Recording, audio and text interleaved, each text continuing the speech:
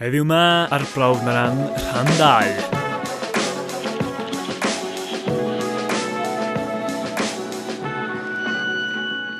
Croeso i artesaniaeth.com. Hwn di ail ran yr arbrofion mewn i Angel Food Cake a sut mae cacenni o wwy yn codi. So, os ydych chi wedi gweld y fideo dwytha, nath chi weld sut mae grisio tin yn effeithio codiad y gacan.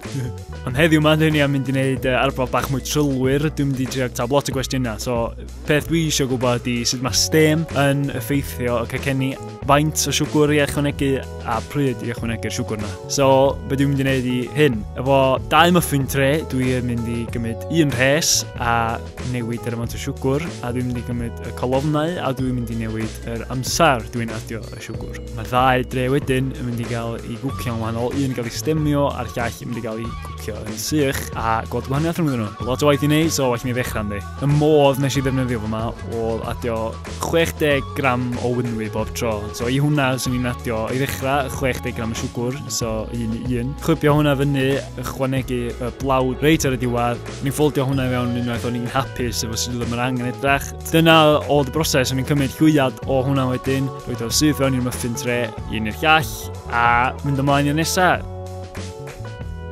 Ychwanegu'r siwgwr, hanner ffordd drwodd,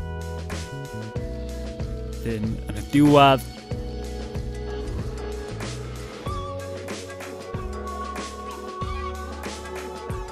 Oedd chi'n gweld, lot o waith. Ond, unwaith ni'n gorffan, oedd gen i fi 6 twll, 2 golofn, 3 rhes. Ie, rhywbeth fel. Ond anyway, oedd yna rhai efo 1 siwgwr, llall efo 2, 1 siwgwr, colofn na wedyn, neu'r rhesi, neu whatever. Gen ti siwgwr di gael ei ychwanegu reit ar y dechrau, siwgwr di gael ei ychwanegu hanner ffordd trwy chwipio, pryd oedd di dechrau awynu, a wedyn yn ola gen ti siwgwr di gael ei ychwanegu reit ar ddiwedd chwipio, pryd oedd y gwynwy bron iawn a torri mewn ffordd. Fo gweddill yr cymysgedd o'n i'n defnyddio i wneud meringues bach, jyst i weld sut y heina'n troi allan, ond am un event oedd hein, so eisiau gymryd yr un di stemio, roed o mewn baking tray, stem yn cael ei ychwanegu trwy roi dŵr beredig yn ei wilod o, ffoil ar ei benno, silio fo fyny a fewn i fo i'r ffwrn efo ei ffrind bach heb stemio, 20 munud ar 150 gradd gath nhw, ar y diwedd allan nhw.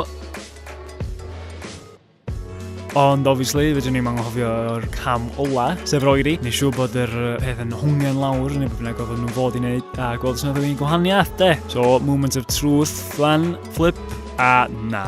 Nath oeri ddim ei gwahaniaeth nhw. Ond, dyn ni wedi cael canlyniadau diddorol iawn. So, rhif 1, ydy y stem dyn ni gwahaniaeth. Do, ma'n dyn ni gwahaniaeth, ond na dio ddim rili di helpu. Ond maen nhw wedi di disgyn, a maen nhw'n lot mwy pliable na'i ffrindiau bach sydd wedi cwcio yn yr air. Rhan 2, yn amlwg, moderation ydy'r ataf yma. So, os ti isio meringue sefydlog, ti isio unau adio dwbl pwysa y gwynwy, adio hwnna reit yn y dechrau. Neu ti'n cymryd tua'r un pwysa o siwgwr a gwynwy, adio'r siwgwr yn y diwedd, a wnaeth hwnna hefyd rhoi rhywbeth reit sefydlog i chdi. Yn ddiddorol iawn, nes i hefyd amseru faint nath o gymryd i'r meringues ma chwipio fyny. Yr ein nath gael i'r siwgwr di adio yn y canol oedd y gorau, lle bod rei oedd yn cael y siwgwr di ychwanegu reit yn y dechrau, di cymryd 6 munud, sydd ddim yn bad. Ond wedyn bryd sy'n mynd i'r un lle nath yr siwgwr gael ei ychwanegu y diwedd, gen ti'r un 2 di cymryd 20 munud dim ôl i chwipio, a'n amlwg di hwnna heb weithio o gwbl yna. I gael y meringue mwyaf sefydlog, eich bod chi angen mynd am y 5 neu 6 munud o chwipio yna o 2-1 reit yn y dechrau neu 1-1 reit yn y diwedd. Dwi'n worn out o'n gymaint o ddadansoddi fyna. Os ydych chi isio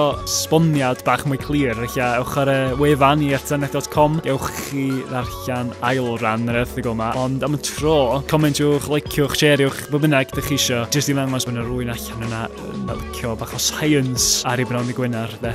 Ond ie, gethyn dwi efo artesaniaeth.com. Diolch am watchad a welwch chi tro nesaf.